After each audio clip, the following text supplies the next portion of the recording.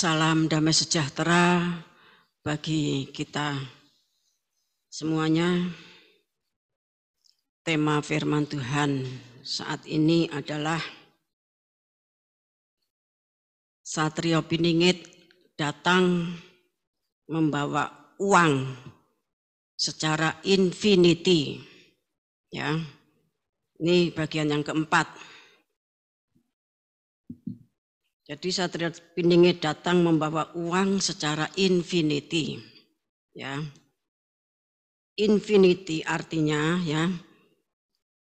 Yang pertama ketak terbatasan. Yang kedua angka tak terbatas. Yang ketiga jumlah tak berakhir. Yang selanjutnya infinity itu artinya tak berpenghujung. Ya, persamaan lainnya unbounded. Unbounded itu tak terbatas. Simbol tak terhingga. Infinity itu simbolnya kurva Lemniskat. Ya, infinity itu punya simbol-simbolnya itu disebut sebagai kurva Lemniskat. Lemniskat itu diterjemahkan dari bahasa Inggris. Ya, bahasa Inggrisnya nulisnya Lemniskate, C ya.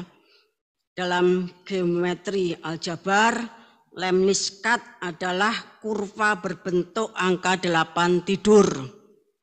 Angka 8 tidur, tapi ujung dan pangkalnya itu kalau kita nulis angka 8 kan ujungnya di pinggir sini. Tapi kalau infinity itu ujung dan pangkalnya itu di tengah. Ya, itu tidur. Ya, infinity atau Lemniskat. Kata itu berasal dari bahasa Latin, ya, lemniscatus, yang artinya dihiasi dengan pita. Ya, dari bahasa Yunani yang artinya lemniskat itu artinya pita. Sejarah awalnya itu dipakai di dalam dekor, ya. Kemudian di dalam matematika, kemudian dipakai sebagai perhiasan dan lain sebagainya. Jadi angka 8 tapi tidur, ya. Itu simbol dari infinity. Tolong Imam ya ditayangkan gambar simbol infinity. Ya, itu seperti itu, angka 8.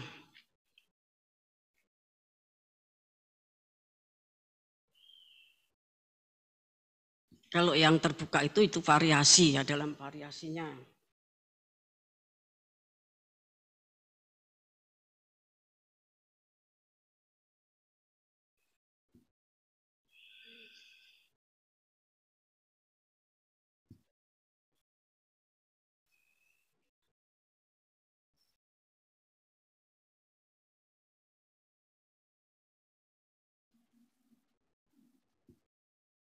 Ya, sudah ya. Kemudian tolong ditayangkan perhiasan yang ada gambar ya simbol infinity. Ya, itu dipakai dalam untuk kalung ya, liontin itu loh. Untuk anting-anting, untuk gelang, cincin ya. Perhiasan infinity.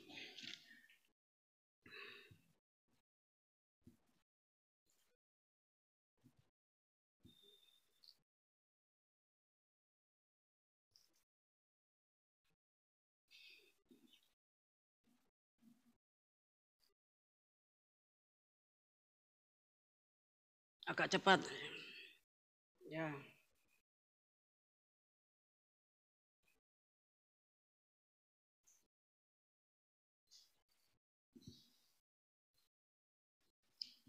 Ya, cukup.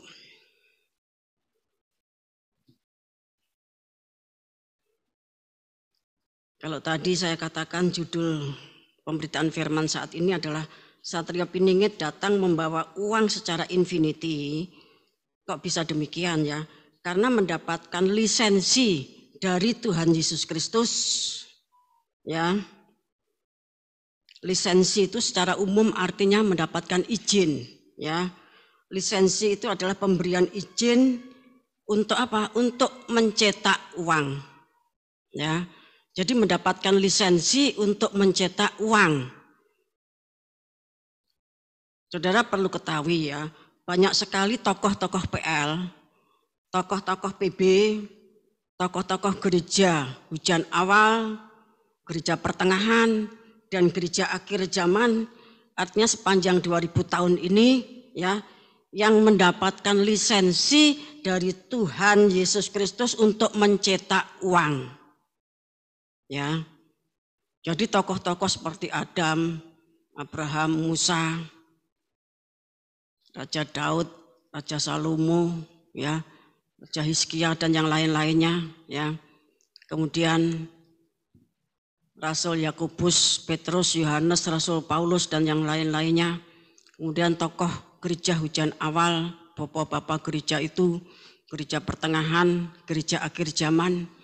Bahkan sepanjang 2000 tahun itu mendapatkan lisensi untuk mencetak uang. Nah, namun di sini kita akan fokus ya kepada lisensi untuk mencetak uang yang Tuhan berikan kepada Satrio Piningit. Luas tempat percetakan uang dari Satrio Piningit itu berjuta-juta meter persegi. Ya, berjuta-juta meter persegi. Kalau 1 juta meter persegi itu sama dengan 1 km, di atasnya angka 2. Jadi kesananya 1 kilo ya atau 1 juta, kesininya 1 juta. Ya. 1 kilometer persegi itu sama dengan 1 juta meter persegi. Padahal itu berjuta-juta meter persegi, ya. Kemudian uang tersebut disimpan di labirin. Sudah tahu labirin ya. Labirin itu merupakan sebuah sistem jalur yang rumit, berliku-liku serta memiliki banyak jalan buntu. Ya. Satrio Piningit itu punya puluhan labirin ya. Sebagian besar uangnya itu dikasih-kasihkan, diberi-berikan kepada orang-orang yang selamat, namun minim pahala ya. Selamat tapi minim pahala. Contohnya ya, penyamun yang disalibkan Tuhan. Tapi itu kan sudah terjadi 2000 tahun yang lalu. Ini cuma contoh ya. Selamat tapi minim pahala. Bapak yang kasih Tuhan, ya, itu diberi uang dalam jumlah yang sangat besar. Dan sampai sekarang itu masih terus mencetak. Ya. Sekarang kita akan melihat sumber atau syarat untuk mendapatkan lisensi izin untuk mencetak uang di surga, kemudian di bahtera, kemudian di kereta api. Suasana di kereta api itu seperti di bahtera, ya, dan itu seperti di kerajaan surga, Bapak yang kasih Tuhan. Namun tentunya kalau di bahtera itu lebih besar, karena cuma 1, kalau di kereta itu jumlahnya banyak, ya. Kita akan baca dulu. Ayub 28 ayat 28.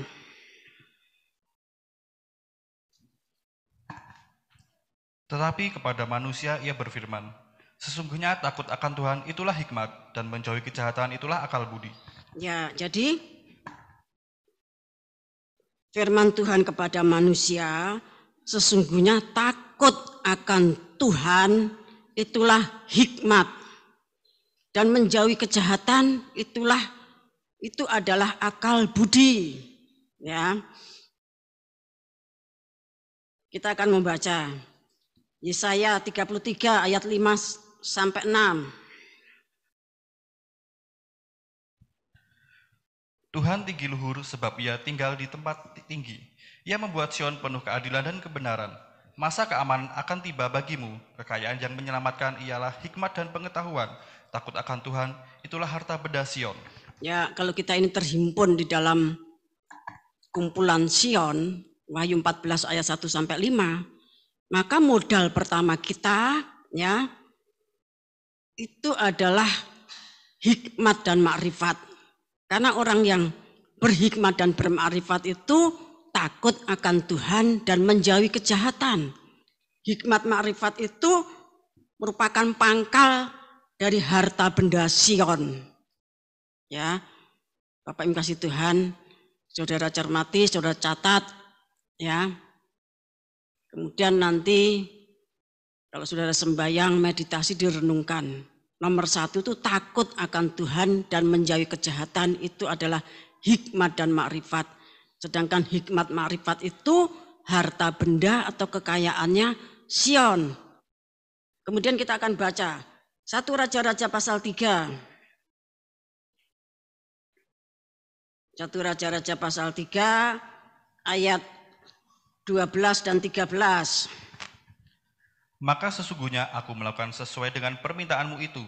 Sesungguhnya aku memberikan kepadamu hati yang penuh hikmat dan pengertian, sehingga sebelum engkau tidak ada seorang pun seperti engkau, dan sesudah engkau takkan bangkit seorang pun seperti engkau. Dan juga apa yang tidak kau minta aku berikan kepadamu, baik kekayaan maupun kemuliaan, sehingga sepanjang umurmu takkan ada seorang pun seperti engkau di antara raja-raja. Nah, Raja Salomo ini yang dididik oleh ayahandanya, yaitu Raja Daud ya.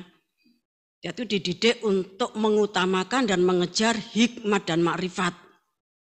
Itu yang ada di otaknya, yang ada di pikirannya, yang ada di hatinya.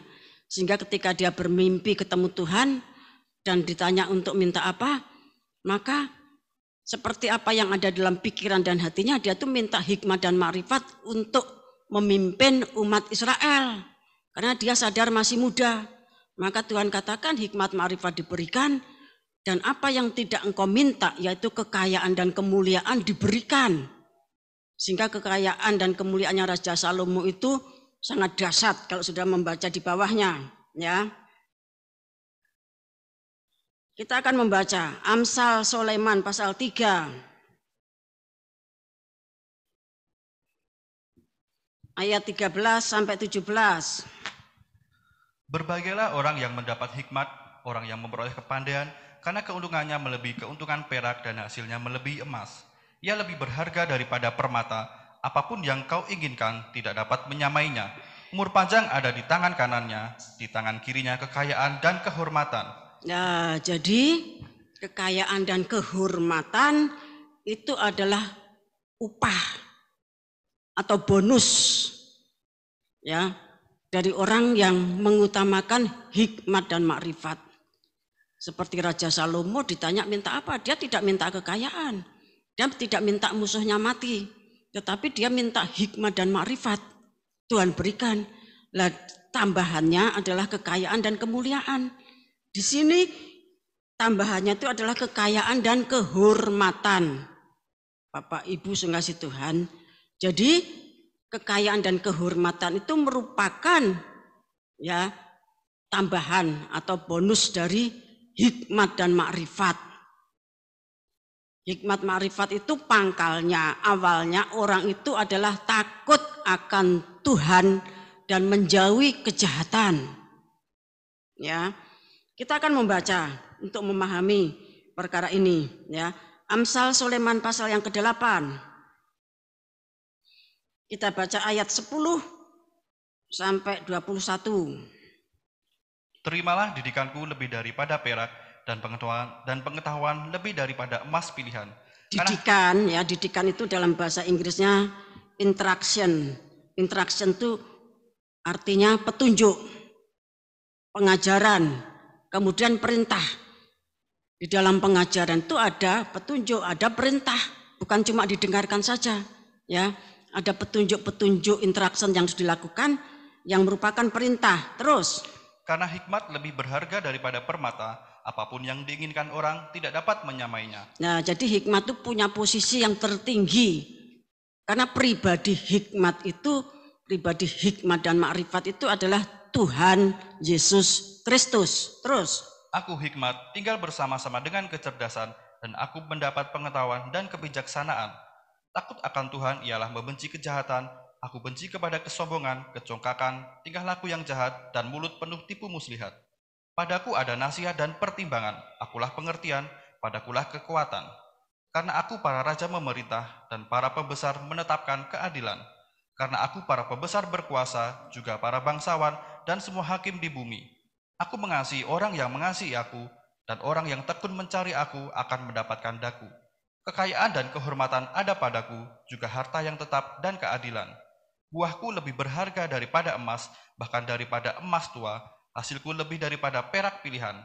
Aku berjalan pada jalan kebenaran, di tengah-tengah jalan keadilan, supaya kuwariskan harta kepada yang mengasihi aku, dan kuisi penuh pembendaharaan mereka. Nah, ayat 21, orang yang mengejar hikmat makrifat seperti yang dituliskan dalam Amsal pasal 8 ini sudah bisa baca ayat 1 dan terakhir ya. Di sini dikatakan Tuhan itu mewariskan harta kepada yang mengasihi aku. Kekayaan kepada orang yang mengasihi hikmat dan makrifat. Dan kuisi penuh perbendaharaan mereka. Kalau ayat yang ke-18 saya bacakan ulang. Kekayaan dan kehormatan ada padaku, juga harta yang tetap dan keadilan. Mas Yuda tolong ayat 18 ini dibaca dalam bahasa Inggrisnya.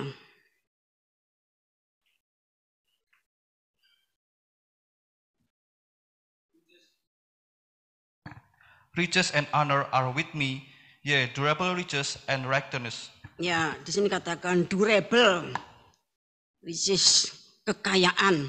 Durable itu artinya tahan lama. Durable itu artinya awet. Durable itu artinya teratur. Durable itu artinya permanen. Ya. Kalau digambarkan ya infinity. Tidak berakhir terus-menerus. Seperti angka 8 yang bersambung itu tidak ada ujung pangkalnya. Karena memang bertemunya itu di tengah. Bapak Ibu kasih Tuhan. Angka 8 yang tidur, simbol infinity tadi. Seperti orang kalau ngikat pita, itu kan diikatnya kan di tengah. Di tengah sini ada ikatan, kemudian menggelembung di kiri, menggelembung di kanan. Bapak Ibu kasih Tuhan. Infinity tidak terbatas berkelanjutan, terus menerus permanen kekal. Ya, itu sumber dan syarat untuk menjadi kaya di surga. Bapak Ibu ngasih Tuhan. Ada perbedaan ya, manajemen kekayaan atau manajemen keuangan dari PL dan PB ya. Nanti satu saat saya sampaikan ya. Tetapi kepada semua yang mencintai hikmat makrifat dan yang terus mengejar mengutamakan, menjadikan hikmat makrifat itu interaction, seperti suatu perintah, ya, suatu pengajaran, Bapak Ibu kasih Tuhan, ya, suatu pengajaran, suatu perintah. Jadi hidupnya itu dikasih petunjuk oleh hikmat makrifat, hidupnya itu diajar oleh hikmat makrifat, hidupnya itu diajar oleh, ya, diperintah oleh hikmat makrifat. Hikmat makrifat, sang hikmat dan sang makrifat itu adalah Tuhan Yesus Kristus. Firman yang menjadi daging. Jadi kalau kita ini belajar menekun hikmat makrifat, berarti kita ini mencintai firman Tuhan. Ya, firman itu menjadi petunjuk untuk hidup kita. Firman Tuhan itu menjadi pengajaran. Firman Tuhan itu menjadi perintah. Kita tuh diperintah untuk melakukan firman Tuhan. Ya. Kalau demikian maka kita ini akan disayang oleh Tuhan, dicintai oleh Tuhan. Bapak Ibu kasih Tuhan, ketika nanti kita kembali ya ke dalam kewarganegaraan kita, ya, ketika kita pulang dari pengembaraan kita, yang dikatakan yang dunia mau mampir mengombe, setelah kita ngombe kita pulang. Nah di sana Bapak Ibu kasih Tuhan, apa yang kita lakukan di bumi itu nanti akan diupah di dalam kekekalan. Seperti yang diucapkan ya di dalam kitab Wahyu pasal 14 ayat 13. Semua perbuatan kita itu mengikuti. Dan ketika ditimbang, ketika kita itu masuk di dalam pengadilan tahta Kristus, maka akan diukur ya perbuatan baik dan perbuatan jahat kita. Perbuatan jahat yang sudah diperdamaikan ya. Bapak Ibu kasih Tuhan, dan itu nanti akan menimbulkan pahala. Kalau anak sekolah minggu ya mahkota di surga. Ada banyak mahkota, Bapak yang kasih Tuhan. Jadi ketika kita ini di bumi, Bapak yang kasih Tuhan, itu satu kesempatan untuk nanti kita tuh akan meraih seperti apa di sana. Kalau di sana nanti kita akan menjadi orang biasa-biasa saja, Bapak yang kasih Tuhan, ya di sini pun kita menjadi hierarki yang biasa-biasa saja. Tidak usah berbuat banyak-banyak. Karena di sana ada kelompok rakyat, ada kelompok ruang suci, ada kelompok ruang maha suci. Ya, pilihan kita itu ditentukan dari iman, harap, kasih, perbuatan dari iman, perbuatan dari pengharapan, perbuatan dari kasih kita kepada Tuhan. Iman itu dikatakan ya kosong kalau tidak ada perbuatan. Iman tanpa perbuatan kosong. Setan pun punya iman. Demikian juga orang yang berharap itu orang yang berbuat. Apalagi orang yang punya kasih itu orang yang berbuat. Bapak Ibu saudara kasih Tuhan, jangan sampai kita ini menjadi orang yang kikir di dalam Tuhan. Menjadi orang yang tidak bisa berbuat di dalam Tuhan. Demi kecukupannya kebutuhan daging sendiri, kita pun menjadi pencuri di hadapan Tuhan. Nanti di dalam kekekalan itu akan diperhitungkan semuanya. Bapak Ibu sekasih Tuhan, saudara ngeman sedikit, tapi nanti kerugiannya itu sangat besar. Karena orang yang punya hikmat ma'rifat itu takut akan Tuhan. Takut kalau mencuri haknya Tuhan. Takut kalau tidak jujur dengan Tuhan. Takut kalau berbuat sewenang-wenang kepada Tuhan dan juga sesama. Nah, itu nanti pikulehe itu oleh-olehane, upahnya tuh akan di sana, Bapak yang kasih Tuhan. Tetapi kalau saudara tuh mempertebal hikmat ma'rifat kita dengan semakin menambah-nambahkan rasa takut dan gentar kita kepada Tuhan, maka hikmat ma'rifat kita akan semakin tajam. Dan di sana nanti dikatakan saudara akan mendapatkan kekayaan dan kehormatan, bahkan harta yang tetap dan keadilan, ya, durable, tahan lama, awet, teratur, bahkan permanen. Saudara, kita masing-masing akan dikasihkan lisensi, ya. Kalau sudah di sana tuh uang sebanyak-banyaknya tuh ya saudara sebar-sebar. Artinya dikasihkan orang. Bapak yang kasih Tuhan, dikasihkan, diberikan. Ya. Secara berlimpah-limpah, bertriliun-triliun, bahkan angkanya tidak terbatas. Sehingga menjadi bendahara. Dikatakan Tuhan akan mengisi perbendaharaan kita. Cash, ya, uang cash. Tapi tentunya harus ada cash flow. Mengalir uang cashnya itu diberikan. Bapak yang kasih Tuhan. Demikian juga nenek moyang bangsa-bangsa seperti Adam, ya, Bapak Abraham, Nabi Musa. Nabi Musa itu usahanya dia di padang gurun, ya, punya usaha di padang gurun karena memang hidupnya puluhan tahun itu di padang gurun sehingga usahanya itu di padang gurun, ya. Padang gurunnya surga, padang gurunnya bahtera, padang gurunnya kereta api. Bapak yang kasih Tuhan. Mendapatkan kepercayaan untuk menjadi sumber berkat. Jadi kalau orang tuh dipercaya lisensi untuk mencetak uang, dia tuh dipercaya untuk menjadi sumber berkat. Uangnya tuh tidak bisa dicuri. Karena ada ayat mengatakan simpanlah uangmu di surga, di sana tidak ada pencuri, tidak ada ngengat, tidak ada karat ya yang membuat uang kita tuh rusak. Beberapa waktu yang lalu kan ditayangkan itu di TV, orang menyimpan uang sampai sekian puluh juta ketika dibongkar rusak, kekrepen, dimakan rayapnya uang itu. Lah tapi di sana tidak, karena Tuhan memberikan hikmat untuk disimpan di dalam labirin yang mana pencuri itu tidak bisa masuk, ya. Kemudian kita akan melihat sumber utama ya dari kekayaan yang bersifat durable tadi, yang bersifat awet tahan lama, ya. Permanen tadi.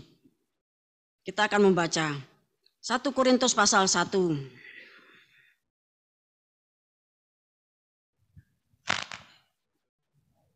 Ayat 18 sampai 24. Hikmat Allah dan hikmat manusia.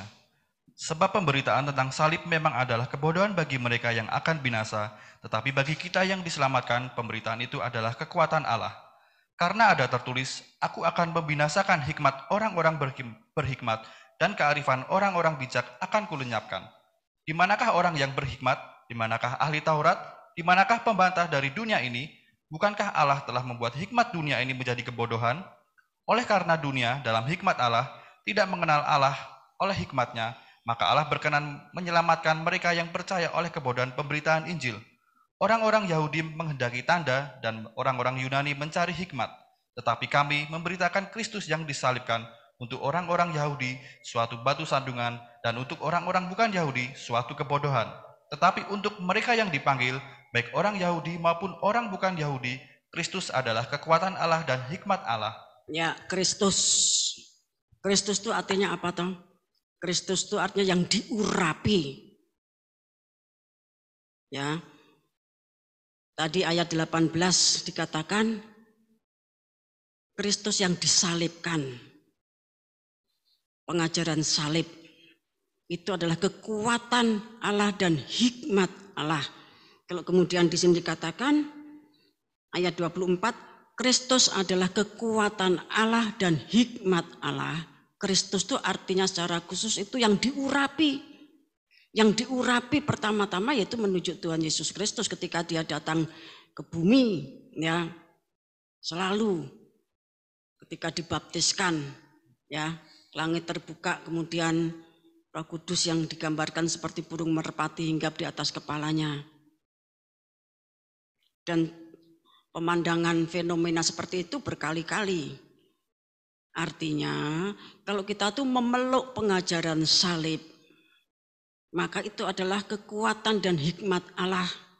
Kalau kita diurapi Roh Kudus, orang yang diurapi Roh Kudus itu tentunya ya tidak akan menuruti keinginannya roh jahat.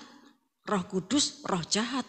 Kalau Roh Kudus ya tentunya buah-buahnya orang yang diurapi Roh Kudus, kasih, sukacita, damai sejahtera dan sebagainya. Galatia pasal 5 itu. Tetapi kalau orang itu diurapi roh jahat, artinya dikuasai roh jahat, maka kelakuannya ya jahat. Bapak Ibu saudara kasih Tuhan.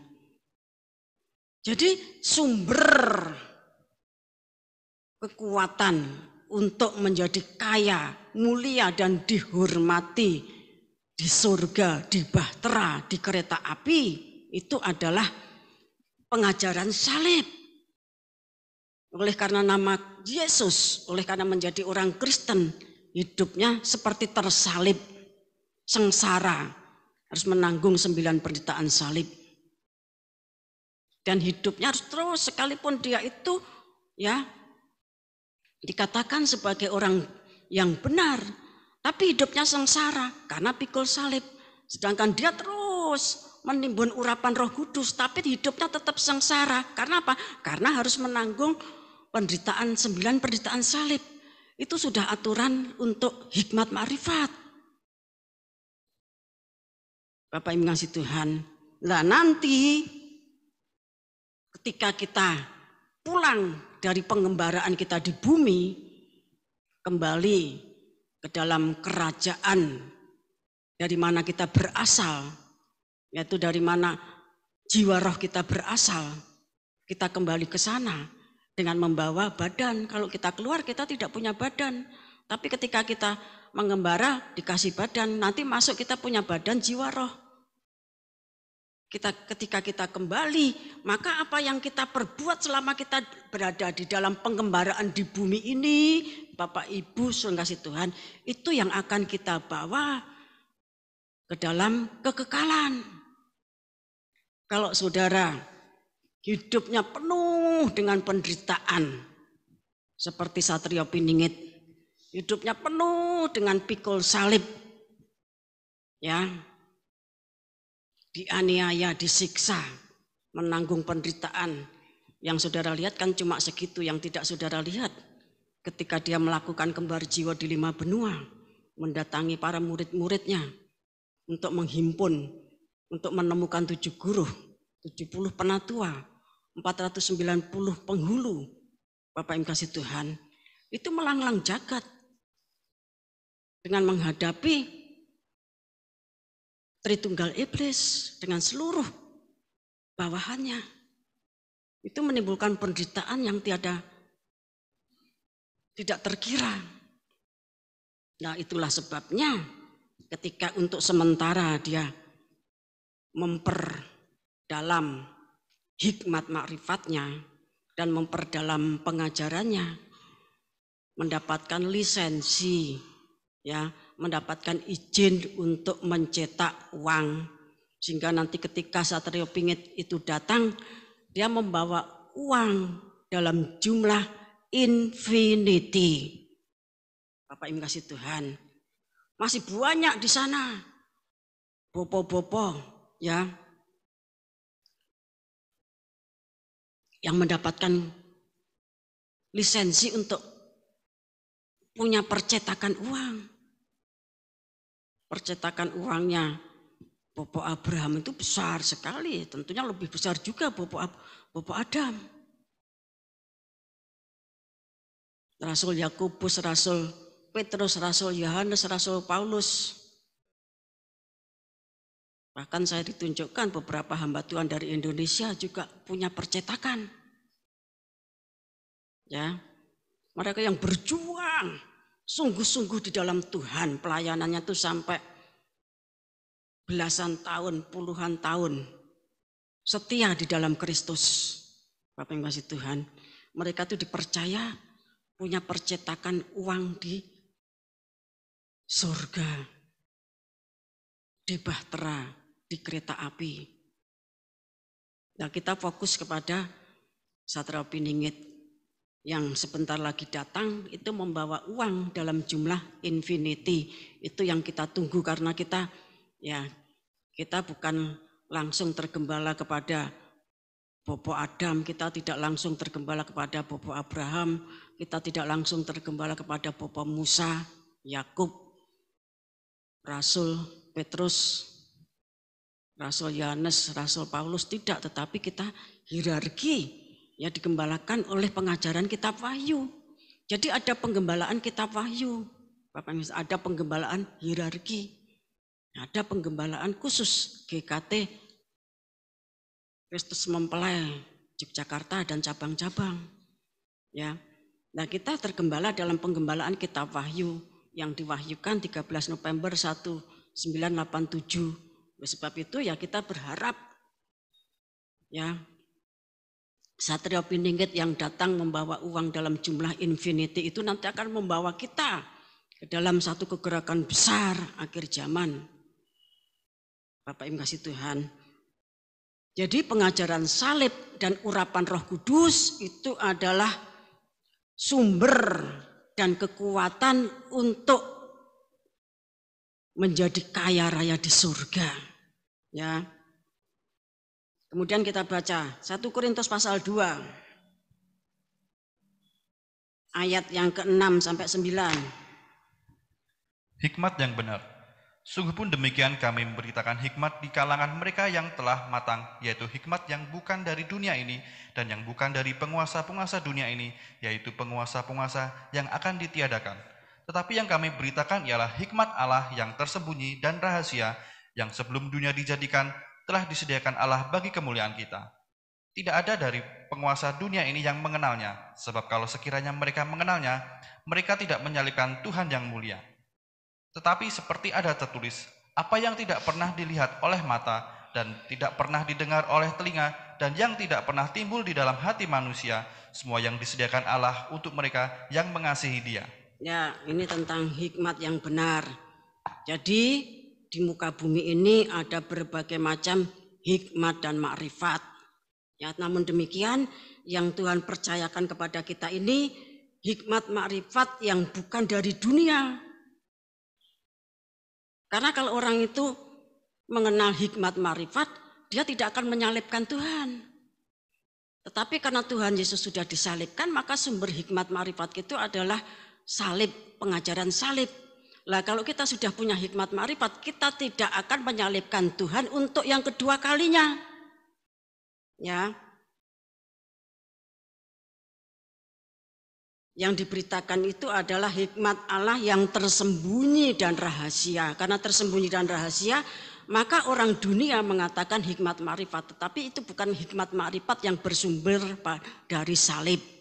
Bapak Ibu kasih Tuhan. Ya. Ayat 8, tidak ada dari penguasa dunia ini yang mengenal hikmat makrifat yang bersumber dari salib.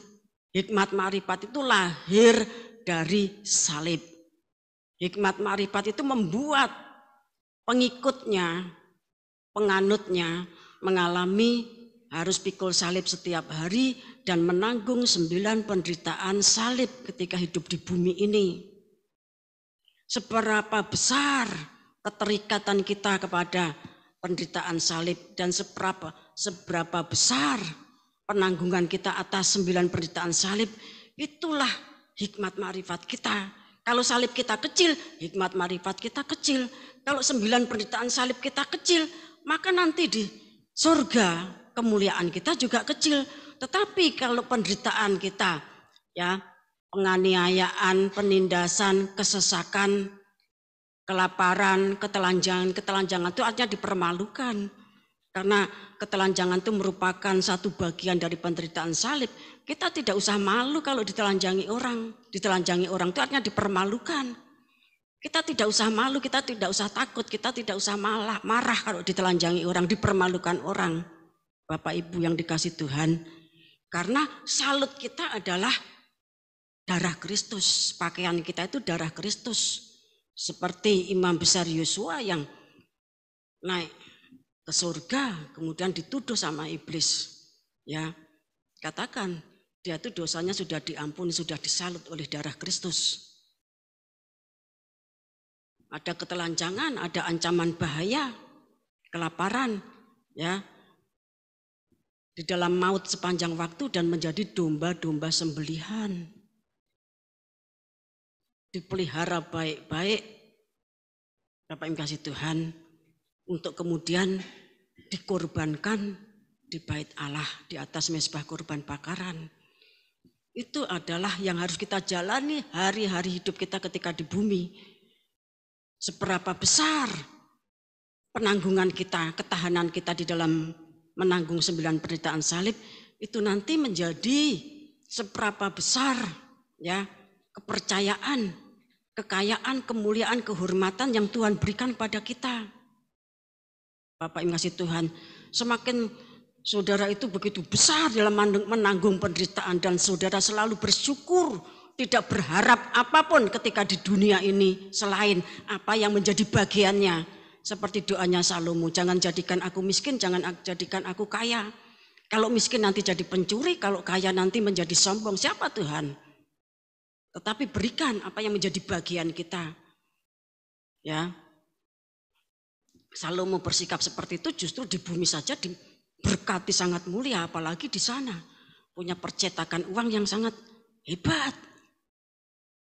Dan semua orang yang dipercaya, dikasih lisensi, dikasih izin untuk mencetak uang di surga, di bahtera, dan di kereta api, mereka itu semuanya dipergunakan untuk terwujudnya bait suci yang rohani, untuk terwujudnya tubuh Kristus yang esa. Seperti kekayaannya Raja Daud dan Raja Salomo yang sangat dahsyat itu semuanya dipersembahkan untuk pembangunan bait Allah yang dilaksanakan oleh Raja Salomo. Lah demikian juga pada akhir zaman, Bapak Ibu kasih Tuhan, semua kekayaan dari orang kaya-kaya di surga ya, itu adalah untuk pembangunan tubuh Kristus. Sehingga ya, tadi dikatakan perolehan dari hikmat marifat itu adalah apa yang tidak pernah dilihat oleh mata.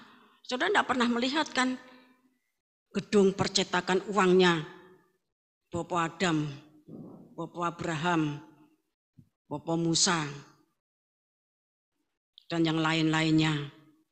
Saudara kan tidak pernah lihat gedung percetakannya Satrio Piningit yang tadi saya katakan berjuta-juta meter persegi. 1 juta meter persegi itu sama dengan 1 kilometer persegi. Kalau berjuta-juta berarti gedung percetakannya itu berkilo-kilometer persegi. Labirinnya sangat banyak. Itu yang disimpan, yang dibagi-bagikan, yang disebar-sebarkan kepada orang-orang di sana yang minim pahala. Bapak Ibu kasih Tuhan, sangat besar. Itu kan tidak pernah kita lihat, mata kita tidak pernah melihat, bahkan telinga kita tidak pernah mendengar. Karena di dalam pewahyuan ya, yang menampilkan 7 guru yang berpolakan tabernakel, Bapak Ibu kasih Tuhan, yang mana tokoh-tokohnya disusun menurut jenjang peringkat ketokohan, yaitu hierarki. Tuhan Yesus Kristus pemimpin besar, tertinggi, terutama, termulia. Kemudian Satrio Piningit atau malaikat sang surya, kemudian 7 guru, kemudian 70 penatua, 490 penghulu, hierarki 2 ya, dalam jumlah yang sangat banyak. Bapak Ibu saudara kasih Tuhan, itu belum pernah mendengar apa yang Tuhan wahyukan kepada kita di tempat ini pagi hari ini.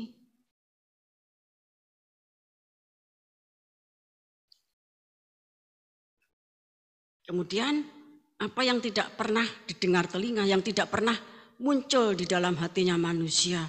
Wah, ternyata neng kono ki yo ngono kuwi to. Ya kalau di Indonesia kan gedung percetakan tuh ada 1, di Amerika punya sendiri, setiap negara punya sendiri. Kerajaan surga ya punya banyak sekali. Bapak Ibu ngasih Tuhan, kita akan baca 2 Korintus pasal yang ke-8. Ayat yang ke-9. Karena kamu telah mengenal kasih karunia Tuhan kita Yesus Kristus, bahwa Ia yang oleh karena kamu menjadi miskin, sekalipun Ia kaya, supaya kamu menjadi kaya oleh karena kemiskinannya. Nah, jadi ketika Tuhan Yesus turun ke dunia itu, dia itu menjadi miskin. Ketika banyak orang yang pengen ikut dia, Tuhan aku ikut, Tuhan aku ikut. Ya serigala mempunyai lubang, burung punya sarang, tapi anak manusia tidak punya tempat untuk meletakkan kepalanya. Ya secara umum itu tubuh Kristus. Tapi secara jasmani tentunya dia itu tidak punya tempat tinggal. Tidak punya rumah. Menjadi sangat miskin. Lah kemiskinannya Tuhan itu menjadikan kita ini kaya. Bapak Ibu yang dikasih Tuhan, bukan kaya ketika di bumi, Buktinya ya, Rasul Petrus sama Yohanes itu setelah pengurapan Roh Kudus di loteng Yerusalem kemudian masuk ke Bait Allah, di pintu gerbang indah ada orang yang pengemis minta uang, tapi katakan emas perak aku enggak punya. Tapi dalam nama Tuhan Yesus berjalan dan menimbulkan kehebohan saat itu. Bapak Ibu kasih Tuhan. Rasul Paulus dalam pelayanannya dia harus membuat tenda-tenda. Harus membuat tenda-tenda untuk biaya dirinya sendiri dan biaya seluruh tim yang mengikuti. Bapak Ibu kasih Tuhan. Jadi kekayaan itu dipercayakan bukan ketika sedang menjadi seorang pengembara. Ketika neng donya mau mampir ngombe sama Tuhan dibeleki kekayaan, tidak, engko ora gelem muleh. Ya. Pengen hidup 1000 tahun seperti para raja-raja itu. Ya, karena dia sangat kaya raya, kekuasaannya sangat dahsyat. Bapak Ibu kasih Tuhan, kenikmatannya sangat hebat. Enggak mau mati. Makanya dia mencari cara, mencari obat untuk hidup selama-lamanya, tidak mati ketika masih di bumi. Ya, sehingga di bumi ini Bapak Ibu kasih Tuhan tidak diberikan kekayaan Kristus itu, ya, tetapi itu semuanya disimpan di surga. Mari kita baca Efesus pasal 1 ayat yang ketiga sampai 14. Kekayaan orang-orang yang terpilih. Terpujilah Allah dan Bapa Tuhan kita Yesus Kristus yang di dalam Kristus telah mengaruniakan kepada kita segala berkat rohani di dalam surga. Ya, sebentar ya. Berkat rohani itu dikatakan spiritual blessing. Kalau bahasa Yunaninya pneumatikos. Pneumatikos itu artinya berkat-berkat rohani, ya, yang di surga, yang disimpan di surga. Nomor 1 itu adalah pengampunan dosa, ya. Kemudian itu menunjuk ya kepada bahasa lainnya dari berkat-berkat rohani yang artinya pneumatikos tadi adalah things, bahasa Inggrisnya. Itu artinya segala sesuatu. Bahasa Grekanya pas, artinya all. All itu semuanya. Whatsoever, apapun juga, whosoever, siapapun juga, every itu artinya terus, ya, tiap-tiap bagian, ya. Always itu selalu, dan whole dalam jumlah yang sangat besar. Yang sering diajarkan kepada kita itu loh, ya. Berkat itu semuanya tersimpan di surga. Terus ayat 4. Sebab di dalam Dia Allah telah memilih kita sebelum dunia dijadikan supaya kita kudus dan tak bercacat di hadapannya. Dalam kasih Ia telah menentukan kita dari semula oleh Yesus Kristus untuk menjadi anak-anak-Nya sesuai dengan kerelaan kehendak-Nya, supaya terpujilah kasih karunia-Nya yang mulia yang dikaruniakannya kepada kita di dalam Dia yang dikasihinya. Sebab di dalam Dia dan oleh darah-Nya kita beroleh penebusan, yaitu pengampunan dosa menurut kekayaan kasih karunia-Nya yang dilimpahkannya kepada kita dalam segala hikmat dan pengertian. Sebab Ia telah menyatakan rahasia kehendak-Nya kepada kita sesuai dengan rencana kerelaannya, yaitu rencana kerelaan yang dari semula telah ditetapkannya di dalam Kristus sebagai persiapan kegenapan waktu untuk mempersatukan di dalam Kristus sebagai kepala segala sesuatu, baik yang di surga maupun yang di bumi. Aku katakan di dalam Kristus, karena di dalam Dialah kami mendapat bagian yang dijanjikan. Kami yang dari semula ditentukan untuk menerima bagian itu sesuai dengan maksud Allah yang di dalam segala sesuatu bekerja menurut keputusan kehendak-Nya, supaya kami yang sebelumnya telah menaruh harapan pada Kristus boleh menjadi puji-pujian bagi kemuliaan-Nya. Di dalam Dia kamu juga, karena kamu telah mendengar firman kebenaran, yaitu Injil keselamatanmu, di dalam Dia kamu juga ketika kamu percaya dimenteraikan dengan Roh Kudus yang dijanjikannya itu. Dan Roh Kudus itu adalah jaminan bagi kita sampai kita memperoleh seluruhnya, yaitu penebusan yang menjadikan kita milik Allah untuk memuji kemuliaan-Nya.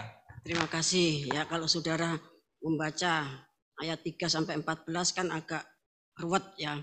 Tapi saudara poinnya itu pada ayat 3, kemudian penebusan di dalam Kristus, kemudian ayat yang ke-10 dan ayat yang ke-14. Jadi kekayaan yang begitu banyak sekali. Whatsoever dan who itu kan menunjuk siapapun, whosoever ya. Dalam jumlah yang sangat besar, wool itemnya ya, every, kemudian always itu selalu. Itu nanti akan diberikan. Lah sekarang itu disimpan di surga. Diberikan kepada semua orang tebusan yang ditebus oleh darah Kristus. Orang yang ditebus itu gambaran supaya kita gampang menggambarkannya, yaitu ya seperti yang dilakukan ya Boas kepada Rut. Rut itu ditebus. Ketika ditebus, nomor 1 ya dia menjadi istrinya Boas. Kemudian semua harta bendanya dari nenek moyangnya yang tadinya dibeli oleh Boas itu kembali kepada Rut, mendapatkan kekayaan dan menjadi istri. Ya, Rut itu. Nah, demikian juga kita. Kalau kita itu ditebus di dalam puncak keselamatan karena saking beratnya proses penderitaan kita, 9 penderitaan salib, dan sekalipun itu menimpa kita tidak terpisah dari kasih Kristus, itulah istri. Bapak yang kasih Tuhan, maka kekayaan itu nanti akan datang ketika Satrio Piningit itu datang. Ya, kemudian ayat 10 tadi, tujuan dari semua kekayaan itu dicurahkan, dibawa turun ke bumi, tidak 100%, cuma sekian puluh persen yang dibawa, Bapak yang kasih Tuhan. Dan masing-masing yang turun itu semuanya membawa kekayaannya untuk anak keturunannya sesuai dengan pohon keluarga. Kalau orang Batak sesuai dengan marganya, ya mungkin yang tertua dari marga Batak ya siapa itu? Sisingamangaraja ya, Raja Batak, ya Raja Batak. Duitnya wakeh banget, ya. Terus anak-anaknya, putu-putune, dikake Pak Rusman. Banyak sekali. Nanti opung cewek yang barusan meninggal itu, yang dikatakan uangnya banyak sekali, ya. Dah pulang. Yang penting makan enak, ya. Karena ini bona tahun. Bapak Ibu ngasih Tuhan, semuanya datang. Semuanya datang. Mencari anak cucu keturunannya yang masih di bumi, yang masih liar, yang masih pateng selengkrah. Ya. Sing kere hure, ya. Dan sebagainya. Disengeni dilingkihke. Le, mangkane kowe iki bertobat. Dadi uripke sing apik, nyatake duit. Wis kowe rasa nge-grab meneh. Ya toh? Ayo melu kegerakan. Tuhan tuh katakan, mengko yen garwamu medun ya, nang burine iki sing ngetutke wakeh banget. Sudah enggak tahu ya sudah, ya. Nah semuanya itu membawa kekayaannya, Bapak Ibu kasih Tuhan. Kekayaan seperti yang dikatakan dalam Efesus 1 ayat 3 tadi. Sehingga dikatakan dalam Efesus pasal 1 ayat 10, ya, sebagai persiapan. Jadi kekayaan yang sangat banyak yang diberikan kepada orang-orang tebusan yang awalnya mereka disebut sebagai anak, ya. Itu sebagai suatu persiapan untuk mempersatukan di dalam Kristus sebagai kepala, baik yang di surga maupun yang di bumi. Yang di surga dan yang di bumi itu nanti akan dipersatukan dan itu biayanya banyak banget. Bapak Ibu kasih Tuhan, biayanya banyak banget. Mereka membawa semuanya itu. Lah, supaya jaminan tersebut tetap kita miliki. Kita punya hak, kita punya cap meterai untuk memilikinya.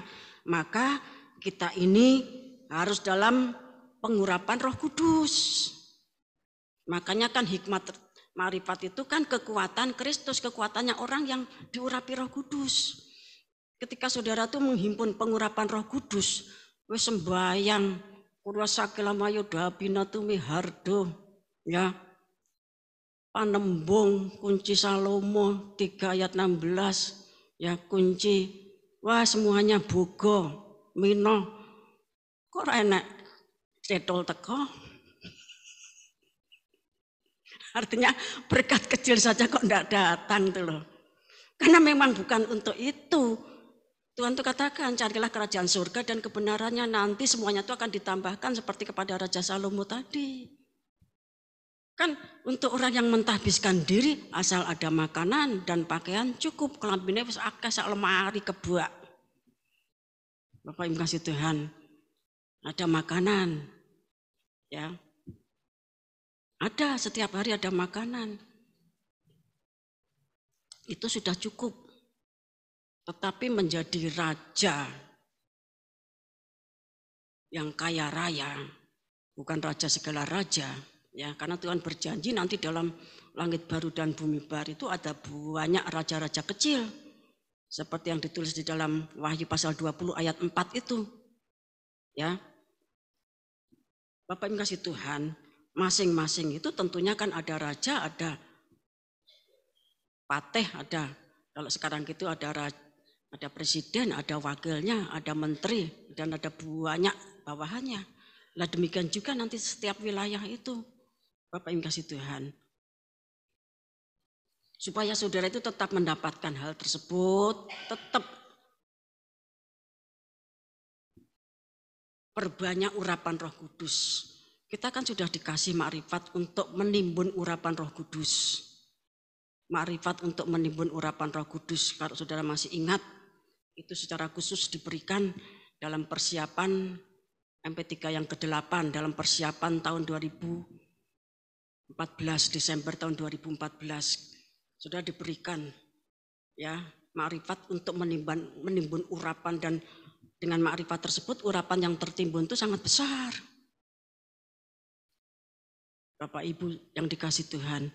Lah, saudara tidak boleh berpikir, aku kan sembahyang untuk meminta urapan Roh Kudus. Tapi kok orang enak berkat. Urapan Roh Kudus itu kan bukan untuk berkat. Urapan Roh Kudus itu merupakan meterai. Sama dengan kita tuh membeli meterai. Kalau dulu 6.000, meterai itu sekarang 10.000 untuk bisa membeli meterai. Urapan Roh Kudus itu untuk mendapatkan meterai tadi. Supaya kekayaan yang dari surga itu ketika turun, kita mendapatkan bagian kita. Bapak Ibu yang dikasih Tuhan. Jadi hidup kita ini jangan ke materi-materian, ya. Ibadah kok ora diberkati. Ibadah sejak tahun 87 sampai saiki kok ya tetap seperti ini saja.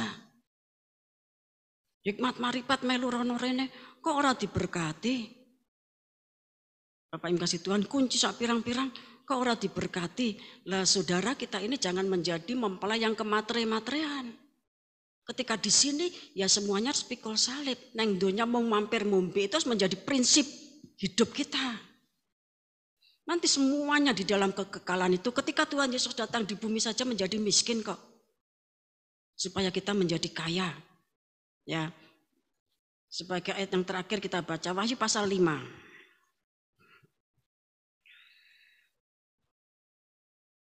Kita baca ayat 8 sampai 12. Ketika ia mengambil gulungan kitab itu, tersungkurlah keempat makhluk dan ke-24 tua-tua itu di hadapan anak domba itu. Masing-masing memegang satu kecapi dan satu cawan emas penuh dengan kemenyan. Itulah doa orang-orang kudus. Dan mereka menyanyikan suatu nyanyian baru, katanya, engkau layak menerima gulungan kitab itu dan membuka meterai-meterainya. Karena engkau telah disembelih dan dengan darahmu engkau telah membeli mereka bagi Allah dari tiap-tiap suku dan bahasa dan kaum dan bangsa. Dan engkau telah membuat mereka menjadi suatu kerajaan dan menjadi imam-imam bagi Allah kita, dan mereka akan memerintah sebagai raja di bumi. Nah, dan mereka, ya dikatakan, dan mereka itu siapa? Imamat rajani tersebut, ya, bukan, dan ia, kalau ia itu memang sudah raja, segala raja sejak zaman purba dari kekal sampai kekal, tetapi dan mereka akan memerintah sebagai raja di bumi. Jadi hierarki, ya, imamat rajani itu akan menjadi raja di bumi. Langit baru, bumi baru, Bapak Ibu kasih Tuhan. Kalau memerintah sebagai raja berarti ya ada wakilnya, ada menterinya, ada gubernurnya, ada mungkin bupati dan sebagainya. Nah, imamat rajani itu menjadi raja. Kalau kerajaan berarti tiap-tiap imamat rajani yang mereka menjadi raja itu kan punya percetakan, ya percetakan uang sendiri-sendiri. Sedangkan jenis uangnya, ya nanti kalau sudah ketemu tanya. Tapi yang dibawa oleh Satrio Piningit dan yang dibawa turun ke bumi itu adalah uang bumi. Karena beberapa tahun yang lalu Bapak Ibu kasih Tuhan itu sudah ditukarkan dengan uang bumi. Caranya piye? Caranya hikmat marifat. Diceritakannya sudah tidak akan paham, ya. Terus ayat yang ke 11 12. Maka aku melihat dan mendengar suara banyak malaikat sekeliling tahta, makhluk-makhluk dan tua-tua itu. Jumlah mereka berlaksa-laksa dan beribu-ribu laksa. Katanya dengan suara nyaring, anak domba yang disembelih itu layak untuk menerima kuasa dan kekayaan dan hikmat dan kekuatan dan hormat dan kemuliaan dan puji-pujian. Nah, jadi ketika Wahyu pasal 5 ayat 12 itu digenapi, kita tuh sudah punya 7 perkara tadi. Kemudian dipersembahkan untuk anak domba. Anak domba untuk apa? Untuk membuka 7 meterai. Kegerakan kuda putih, ya, sampai meterai kedua, 3, 4, 5, 6, meterai yang ke-7, Bapak Ibu kasih Tuhan. Itu dibiayai oleh 7 perkara yang dibawa dari surga turun ke bumi. Orang bumi dan orang surga itu tadi bersatu, ya. Efesus pasal yang pertama ayat yang ke-10 tadi.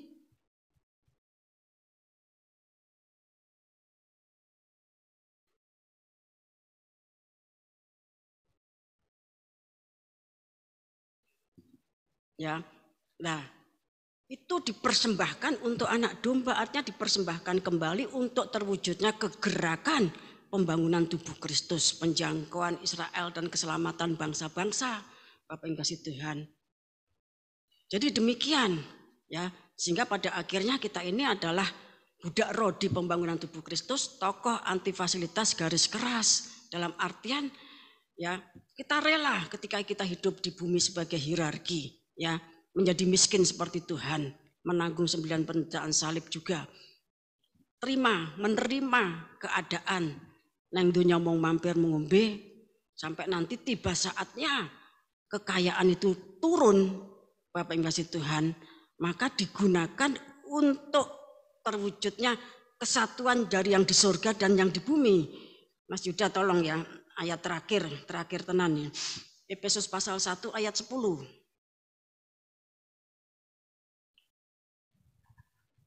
Sebagai persiapan kegenapan waktu untuk mempersatukan di dalam Kristus sebagai kepala segala sesuatu, baik yang di surga maupun yang di bumi. Tolong dibacakan dalam bahasa Inggris ya, separuh saja. Yang bagian atas ya. That in the dispensation of the fullness of times he might gather together in one all things in Christ. Nah, might gather together. Ya, itu artinya apa? Artinya apa? Gather together itu, Mas Yuda? Bersama-sama. Ya, gather together itu artinya berkumpul bersama. Akan terjadi gather together. Kalau orang bumi katakan ada gathering, ya, gather together. Tapi might itu sesuatu yang ajaib.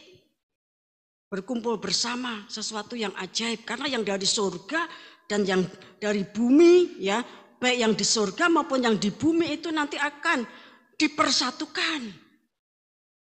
Nah itu perlu kekayaan yang sangat besar. Efesus pasal 1 ayat 3. Lah siapa yang bisa masuk ke sana dan mendapatkan kekayaan itu? Mereka yang tetap punya meterai. Meterainya apa? Urapan Roh Kudus. Bapak yang kasih Tuhan. Oleh sebab itu hari-hari ini ya itu saatnya saudara itu kembali menghimpun urapan Roh Kudus. saatnya kita masing-masing ya membuka kembali segala kunci-kunci hikmat marifat sesuai dengan petunjuk Roh Kudus ya. Saudara akan memperdalam, mempertajam bagian yang mana ya. Bapak Ibu sudah kasih Tuhan, karena ada saatnya might gather together itu ya untuk mempersatukan baik yang di surga maupun yang di bumi. Yang di surga turun, yang di bumi ya kita kan belum bisa naik ya. Dipersatukan itu membutuhkan kekayaan yang sangat besar sekali. Dan Satria Piningit atau malaikat Garuda atau malaikat Sang Surya itu membawa kekayaannya yang sangat banyak, infinity. Karena dia punya percetakan uang, mendapatkan lisensi izin untuk mencetak uang, dan gedung percetakannya itu berkilo-kilometer persegi dengan labirin yang jumlahnya berpuluh-puluh. Dan banyak tokoh yang mempunyai hal serupa lebih besar. Kiranya kita semuanya bisa paham dan semakin menimbun urapan Roh Kudus, mempertebal, mempertajam rasa takut akan Tuhan dan membenci segala jenis kejahatan. Itu adalah hikmat makrifat. Kiranya Tuhan Yesus Kristus memberkati kita semuanya. Kita akan pujikan satu pujian, Yesaya 5:23.